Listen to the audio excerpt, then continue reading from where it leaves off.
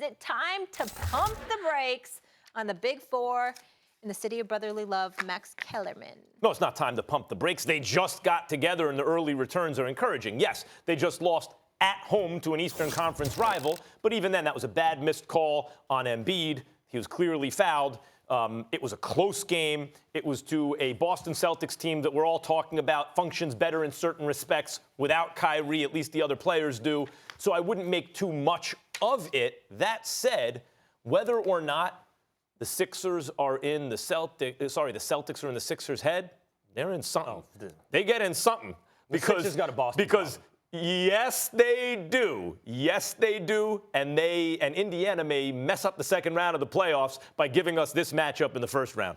I like the Tobias Harris trade. I like the Sixers lineup, but yes, it's time to pump the brakes. And it's, when you say pump the brakes, you ask yourself, who? It's sort of an individualized question.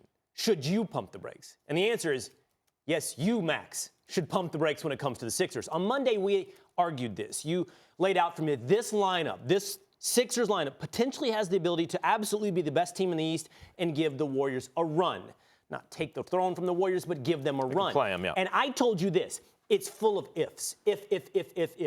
If the chemistry works, if Jimmy Butler finds his role in the offense and is happy, if the sum equals the parts. That's what basketball is, man. That's what we saw from the Celtics last night. Sometimes in basketball, the whole is more important than the sum of the parts. It doesn't matter how many great individuals you have on the team and the talent you've accumulated. Do you make sense together? We don't know yet with the Sixers. Listen, of course, but that's super general. Like, what we're doing is hold on, listen we're reacting to the evidence. So the early returns said, be encouraged. This game says something else. I'm not just revisiting the Monday argument. I'm telling you we have some evidence. We saw them last night against a good team, against a potential playoff opponent, and the answer is those ifs haven't been answered. Wait a minute. Hold on. I want you to hear this because the answer is that the sample size is still too small. Is that what you're saying? That's super general. That's what I'm saying. Yes, of course the sample size is small. The answer is pump the brakes because you don't know, and that illustrated it for you last night. Of course we don't know because the sample size is small. We're being asked to make educated guesses. That guess becomes more educated the more evidence comes in. Early on, it looked like, hey, look at this. Tobias Harris is fitting in kind of like in the best version of how he may have fit in early. And how you felt Monday. And yesterday, I will tell you, you could even look at that. You could be discouraged because, like, the Sixers never beat the Celtics. And that's the real issue there. But you can also be encouraged in that it was a close game, and Tobias Harris just got there, and it was a close game. And by the way, it may have been decided on a bad no call. That was, by the way, it was a bad no call. It didn't decide the game. It did not decide the game. They had opportunities after that call to hit shots and free throws, by the way. Jimmy Butler missed free throws to put that game into greater question. The point is this. However you woke, it's not a generalized, theoretical, hypothetical argument that you are debating with me. It's specific to what we have seen from the Sixers right now. You woke up on Monday. You woke up on Monday. And you were super enthused. Sure. To the point of saying the team in the East. No, not quite. Okay, but full of potentials and ifs. Yeah. They were one of the four for sure. And I'm telling you here today, you watched last night, and those ifs were real. They weren't theoretical. So in other words, I'm not you're done. discouraged by what you saw. As a Sixers fan, you'd be discouraged. I'm not done.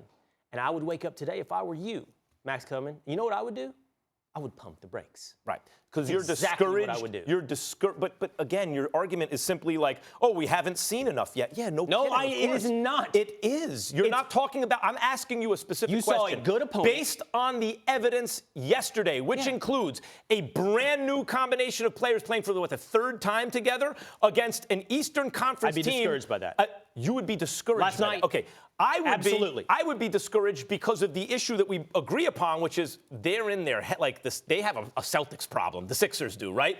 But based on the early returns of the Tobias Harris experiment, this is a Sixers team that largely went to the Eastern Conference Finals last year, minus Kyrie as they were, but plus a Gordon Hayward who's playing well with others. So a rejuvenated Celtics, best version of that Celtics team, squeaks by a Sixers team that just got put together. You're discouraged. A rejuvenated Celtics team that a day ago we were talking you about. You argued that an hour ago. I know, but the point is a day ago we talked about what a negative vibe they are. You can't just turn it in one day. Why was it a negative vibe? You argued Kyrie. He wasn't playing. All right. I only bring positive vibes. That's an awkward argument for you to make all of a sudden to go awkward or not, you can't refute it. You know what I can't refute it.